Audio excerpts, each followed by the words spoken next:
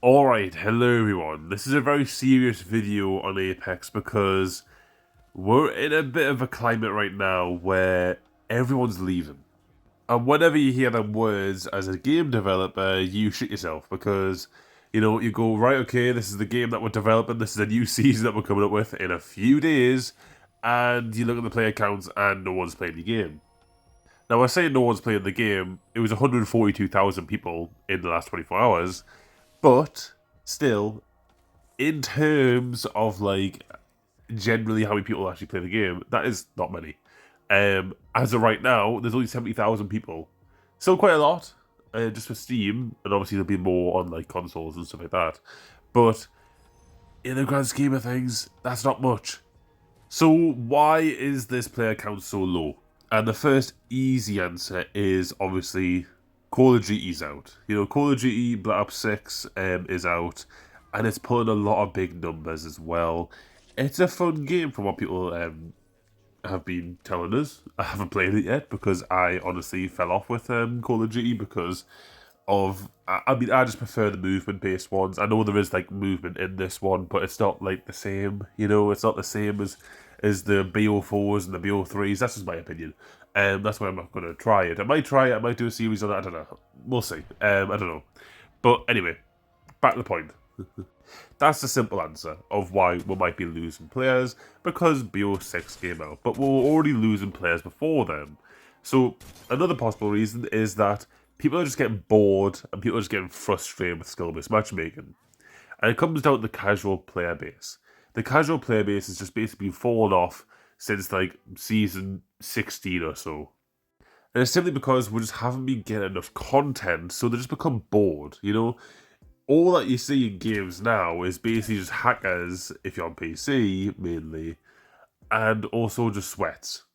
That's because all of the casual players have just disappeared. And whether it be because there's a better game out, or whether it's because they're just bored because they've been playing the same game for like 6 years, I don't know.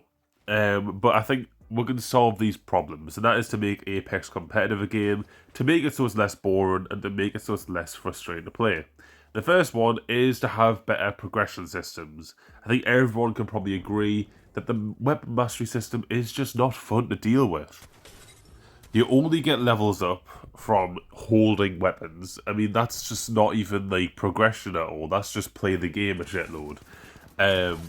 And if you look at Call of Duty, they have had probably one of the best and most interactive progression systems with the camos to get dark matter and gold camo and everything like this. Since the first Call of Duty that I can remember being on. It's just been such a fun way to just play the game and unlock things and have something to do. That's the main thing. Whilst in Apex, a lot of content creators struggle to have things to do. I know obviously the whole perks stuff, that actually added quite a lot of content for people to actually go, oh right, okay, let's try this perk out. But it really died off because there haven't been added any new perks recently.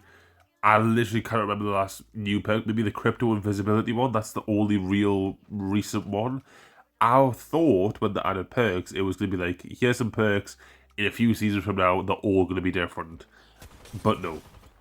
They've practically all stayed the same, and that's a real disappointment because, the perks could have really been something great for content creators, for all the new seasons. I basically have all the characters changed completely. But I really do think if we had an improved weapon mastery system, also a legend mastery system, where you actually get good rewards, exclusive rewards, I've made that point as well in the past, rewards that you cannot get anywhere else, like a glow effect around your character, a kill counter on your weapon, whatever it might be, would need things like that draw incentives to actually do the progression systems that they do tend to implement into the game. And the progression systems need to be good. It's just simple as that. They need to be interactive enough and fun enough that people go, right, okay, I'm going to hop on Apex and do this. So that solves why people are getting so bored of Apex, potentially. The other part is why people are getting so frustrated with Apex, and that is because the skill-based matchmaking. Now, I personally think it is a difficult problem to solve, because when player counts drop, you obviously have a bit of a tug-of-war action here. It's between queue times and skill-based matchmaking. If you want to have really good queue times, you're going to be reducing your skill-based matchmaking because you're going to be pulling in people who are not your skill level. If you want to have, a really balanced match, it's going to take longer to find them people. And it's going to take even longer to find them people if there's no one really playing the game. And so likelihood is, to make it so that you get your match quicker, your skill-based matchmaking is going to go tits up. Because Apex is wanting to get you into that match, but there's hardly anyone playing right now, so skill-based matchmaking is also affected right now. And that's what I'm seeing a shitload on Reddit right now, is people complaining about how bad the skill-based matchmaking is again. And it's because no one's playing. Because they simply want to improve the queue times, which is a great thing to do, but to sacrifice skill-based matchmaking and then make it so all these people then go, right, okay, I'm not playing Apex because of how bad the skill-based matchmaking is, it's terrible. So how do I actually solve this? And that's simply by adding a new variable. That essentially solves the entire thing, and that is bots. Now, obviously, whenever you hear bots, you immediately go, that is a terrible idea. Because you don't know whether you're going to be killing an actual person or if you're going to be killing a bot. Sometimes you can tell, and if you can tell, you're like, that's not even a rewarding kill. But we really have to weigh it up. Do we want to have great queue times? Because if we just fill lobbies with bots that we can't actually get equivalent matchmakings for, to make it so the queue time's faster. Do we want to have that? Having different bots with different types of skill that equals your skill, and then fill them into your matches so that you can get faster queue times, you can get people who are the same skill level as you very quickly. Do we want to have that, which will be like the greatest thing ever, or do we want to complain about bots and the potentiality that some of your kills are just not going to be real people? It's a real big question to actually have right now, because bots would solve the problem. And I think Respawn's probably thinking the exact same thing. Now, obviously, I think bots are probably like a band-aid fix though as well, because it's only really when player counts start dropping where bots are actually going to be useful. And obviously fill their lobbies very quickly to make skill-based matchmaking obviously better. But having this implemented 4 times, like right now, where there's no one playing the game, it'll actually probably bring back more players. Because just take it from the new player perspective.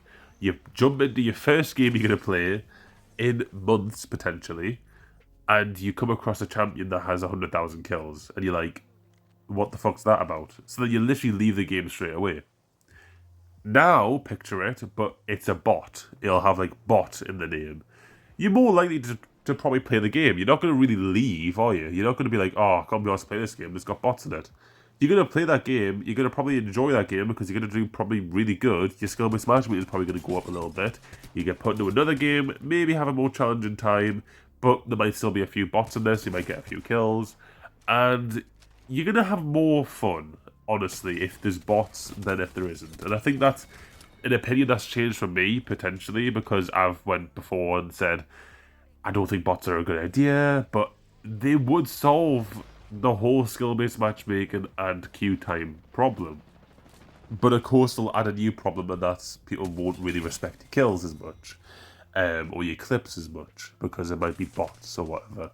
So this is a question that I'm going to pose to you guys, because it is obviously something that Respawn needs to figure out. They need to pose a solution. They need to do something. And I know that Respawn's really good at making solutions for things like this. So they might come up with a new solution that hasn't been done before. But I want to know what you guys think. What should be done to make it so people can play the game again? Obviously new content. That's the big one. But we need progression systems. We need it so that the skill-based matchmaking is not fucked, so that people actually continue playing the game and aren't getting frustrated by getting killed by sweats or hackers. So, yeah, I want to pose this question to you guys. What do you think needs to be done? And, yeah, I'll see you guys in the next video. Bye for now.